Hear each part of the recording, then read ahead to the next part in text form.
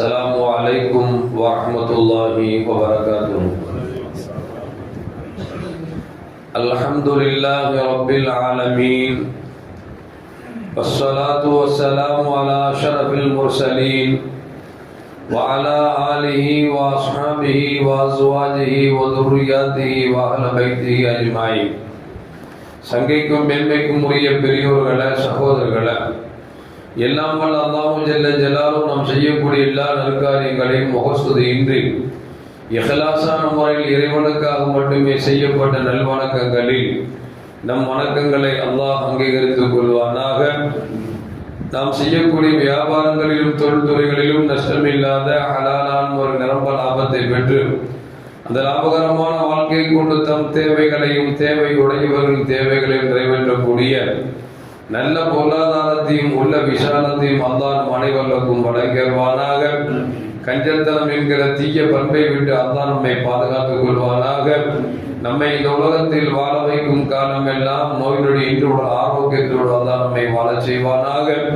அந்த ஆரோக்கியமான வாழ்க்கையை கொண்டு அல்லாஹ் ரசூலை நெருங்கக்கூடிய அனைத்து நல்லவர்களையும் புரியக்கூடிய நல்ல முத்தகீன்களின் கூட்டத்தில் அல்லாஹ் நம்மை ஆக்கியவானாக. திடீர் மரணங்களை விட்டும் தீய மரணங்களை விட்டும் நம்மையும் நம் குடும்பத்தையும் நம் சமூகத்தையும் அல்லாஹ் முழுமையான முறையில் பாதுகாத்துக் கொள்வானாக. மருத்துவமனையின் செலவினங்களை விட்டும் வேதனைகளை விட்டும் அல்லாஹ் நம்மை காத்தருவானாக. நம்மில் யாரெல்லாம் நோயால் பாதிக்கப்பட்டு வீடே கதி என்றும் ஆஸ்பத்திரியை கதி என்றும் அல்லல் பட்டும் அவதியுற்றும் இருக்கிறார்களோ அத்தனை மக்களுக்கும் வெகு விரைவில் நோயை போக்கி உள்ள ஆரோக்கியத்தை வழங்குவதோடு அவர்களை கூட அவர் குடும்பத்திற்கும் சமூகத்திற்கும் நல்ல பலன் தரக்கூடிய மக்களாக ஆக்கி அருவானாக.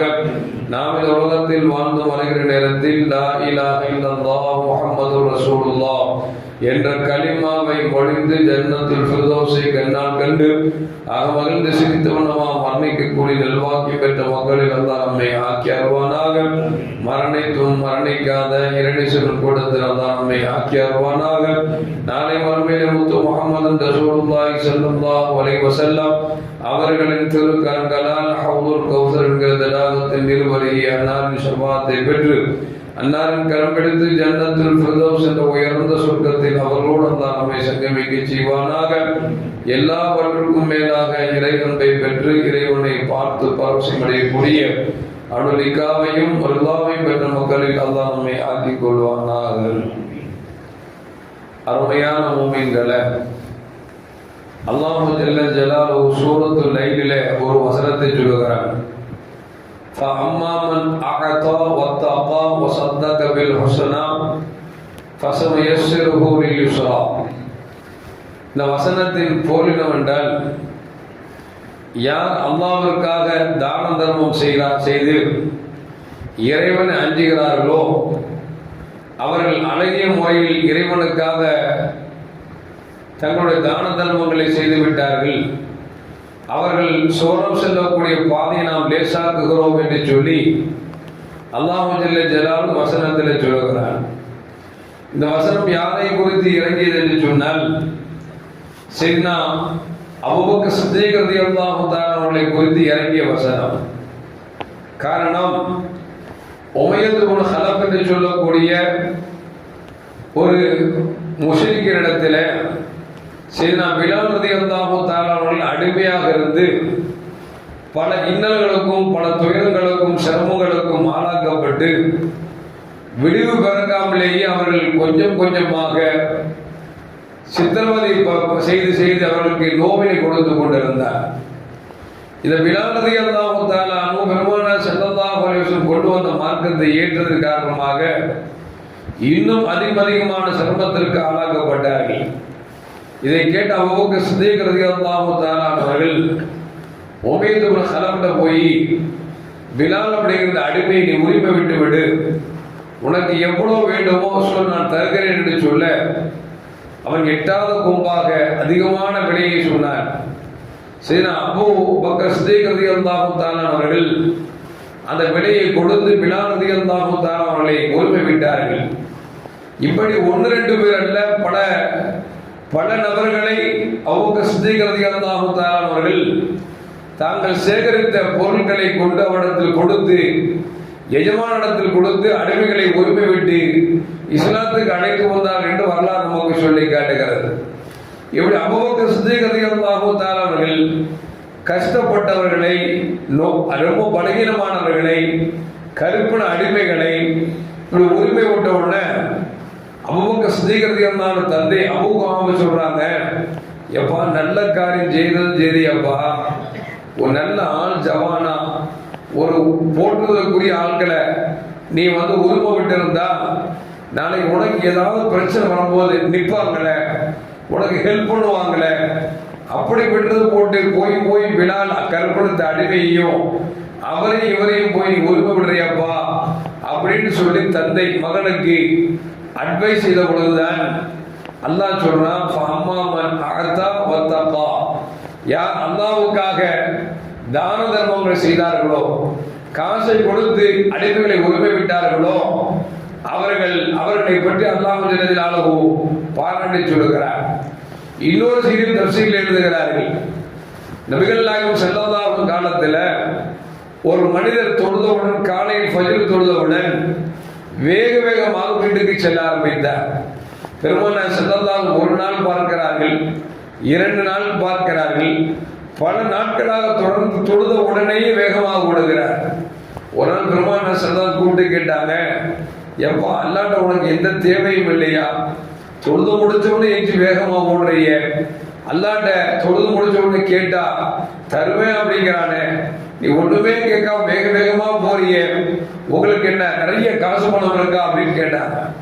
அந்த தோழர் சொன்னார், யார சொல்லலாம், நான் பரம ஏழையாத்தான் இருக்கிறேன், ஏன் வேகமா போடுறேன் அப்படின்னா என் பக்கத்து வீட்டுல ஒரு மனுஷன் இருக்கிறான், அந்த வீட்டுல ஒரு பேரித்தம்பழம் மரம் ஒன்று இருக்கிறது, அந்த மரத்தின் கிளை என் வீட்டில் தொங்கிக் கொண்டிருக்கிறது, காலை அந்த பழங்கள் எல்லாம் உதிர்ந்து என் வீட்டுக்கு கீழே கிடக்கும், நான் கொஞ்சம் தாமதமாக போனால் என் குழந்தைகள் எல்லாம் எழுந்து அந்த பழத்தை எடுத்து சாப்பிட்டு விடுவார்கள், என் குழந்தைகள் வயிற்றுக்குள்ளே அந்த பழங்கள் போய்விடக் கூடாது, ஏனென்றால் அந்நியவன் மரத்தில் விளைந்த பழம் என் வீட்டினுடைய மொத்தத்தில் விழுகிறது, எனவே பழத்தை சாப்பிட்டு விடக்கூடாது என்பதற்காக நான் வேக வேகமாக சென்று அந்த பழத்தை எல்லாம் பொறுக்கி அவருடைய வீட்டிலே தூக்கி போட்டு விடுவேன் என்று சொல்லும் பொழுது கண்மணி முஹம்மது ரசூலுல்லாஹி ஸல்லல்லாஹு அலைஹி வஸல்லம் இவ்வளவு பேணிக்கையாக இருக்கிறார் என்று சொல்லிவிட்டு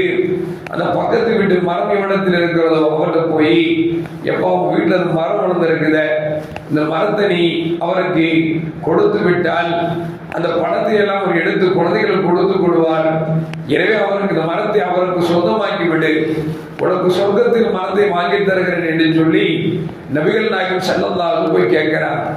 அந்த மனுஷன் சொல்றாரு, இந்த சொர்க்கத்துல தர்ற மரமேல தர்ற பேச்செல்லாம் இருக்கக்கூடாது, உலகத்துல ஏதாவது மாற்றமா இருந்தா நம்ம ஏத்துக்கலாம் அப்படின்னு சொல்றாரு. ரசூலுல்லாஹ் சொல்றாங்க, அப்படியாப்பா உலகத்துல ஏதாவது கொடுத்தா தருவியா, சொர்க்கத்துல உனக்கு வேண்டாமா அப்படின்னு உடனே அவன் முனாஃபிக், அவன் தரமாட்டேன் அப்படின்ட்டான். இந்த செய்தி அபூ தஹ்தா அன்சாரி என்று சொல்லக்கூடிய ஒரு தோழருக்கு செய்தி கேள்விப்படுகிறார்கள்.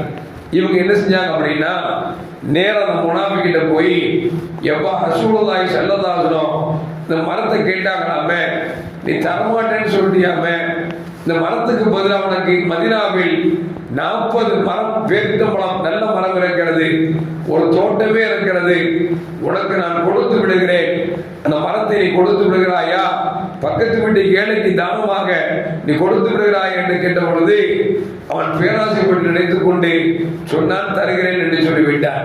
நேரம் சொல்ல வந்தாங்க, யார சொல்லலாம், நீங்கள் எந்த மரத்தை கேட்டீர்களோ தரமாட்டேன் என்று சொன்னான் அல்லவா, அந்த மரத்தை நான் வாங்கி கொடுத்து விட்டால் அவன்கிட்ட சொன்ன மாதிரி சொர்க்கத்து எனக்கு அது பதிலாக பகரமா பேரித்தம்பழம் மரங்கள் எனக்கு தருவீர்களா என்று கேட்ட பொழுது, ஆமாம் அல்லாஹ் உனக்கு தருவான் என்று நபிகள் நாயகம் ஸல்லல்லாஹு சொன்ன பொழுது பெருமானார் ஸல்லல்லாஹு அலைஹி வஸல்லம் சொல்றாரு, யார சொல்லலாம், அந்த மரத்தை நான் வாங்கி கொடுத்து விட்டேன், எனக்கு நீங்கள் சொன்னது போல சொர்க்கத்தில் மரத்தை வாங்கி கொடுத்து விடுங்கள் என்று சொல்லி பெருமானார்ட்ட அவர் சொல்லிட்டார். அந்த முனாஃபிக்கு நினைக்கிறான் மரணம் வீட்டுக்குள்ளதானே இருக்குது, கிளை தானே அங்க தூங்குது, அவனும் சாப்பிட்டுக்கிட்டோம் நம்மளும் சாப்பிட்டுக்கலாமே அப்படிங்கிற நினைப்புல 40 மரத்தையும் வாங்கிக்கிட்டு இந்த மரம் நம்ம என்ன வீட்டுல இருக்குது நம்ம பார்த்துக்குவோம் அப்படின்னு சொல்லி ஆசான்டா உட்கார்ந்து இருந்தான். காலையில எழுந்து போய் பார்த்தா வீட்டில் இருக்க வேண்டிய மரம் அப்படி தானாகவே பக்கத்து வீட்டில் போய் மரம் நிற்கிது. அதான் ரசூலுல்லாஹி ஸல்லல்லாஹு அலைஹி மோஜிசாவில் உண்டு. எதற்கு சொல்வார் என்று சொன்னால், நாம் அல்லாஹ்வுக்காக எதை செய்தாலும் அல்லாஹ் உலகத்திலும் கூலி தருவான், மறுமையிலும் கூலி தருவான் என்பதைத்தான் அல்லாஹ் ஜல்ல ஜலாலுஹு வசனத்தின் மூலியமாக நமக்கு சொல்லி காட்டுகிறார். எனவே அருமையான மக்களே, நாம் எதை செய்தாலும் இறைவனுக்காக செய்ய வேண்டும் என்கிற செய்தியை சொல்வது மட்டுமல்ல, அல்லாஹ் இங்கே சொல்றான் அப்படிங்கிறான். அல்லாஹ்வுக்காக கொடுக்கிறது பெருசு இல்லை, கொடுத்ததுக்கு பிறகு இறைவனை அஞ்சி வாழணும் அப்படிங்கிறான். இன்னைக்கு பல பேரும் கொடுக்கிறோம், ஆனால் வருகிற வருமானம் எப்படி இருக்கிறது சொன்னால் கேள்விக்குறியாக இருக்கிறது.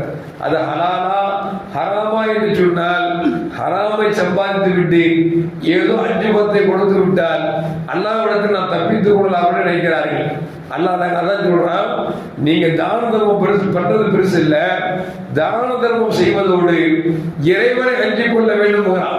இறைவனை அஞ்சிக் கொள்ள வேண்டும் என்று சொன்னால் உழைப்பீடாக இருந்தாலும் சரி, அல்லது செய்யக்கூடிய வியாபாரங்களாக இருந்தாலும் சரி, அந்த வியாபாரங்கள் எப்படி இருக்கும் சொன்னால் இறை பயத்தோடு இருக்கிற பொழுது அதிலிருந்து கொடுக்கக்கூடிய வருமானம் தான் இந்த உலகத்திலும் ஆகரத்திலும் வங்கி சிறப்பை தருமை தவிர, நாம் ஹராமான முறையில் சம்பாதித்து அதை தானம் தர்மம் செய்தோம் என்று சொன்னால் அதற்கு எந்த பயனும் இல்லை என்பதையும் இந்த செய்தி நமக்கு சொல்லி காட்டுகிறது. எல்லாம் இறைவனை அஞ்சி அவன் எந்த வாழ்வை நமக்கு கற்றுக் கொடுத்தானோ அந்த வாழ்வின் பிரகாரம் ஹலாலான முறையில் சம்பாதித்து ஏழை மக்களுக்கு கொடுத்து உதவக்கூடிய நல்ல உள்ளத்தை அல்லாஹ் எனக்கும் உங்களுக்கும் தந்தல்வானாக. அஸ்ஸலாமு அலைக்கும் வரஹ்மத்துல்லாஹி வபரகாத்துஹு. ஸல்லல்லாஹு அலா முஹம்மத் ஸல்லல்லாஹு அலைஹி வஸல்லம். ஸல்லல்லாஹு அலா முஹம்மத் ஸல்லல்லாஹு அலைஹி வஸல்லம். ஸல்லல்லாஹு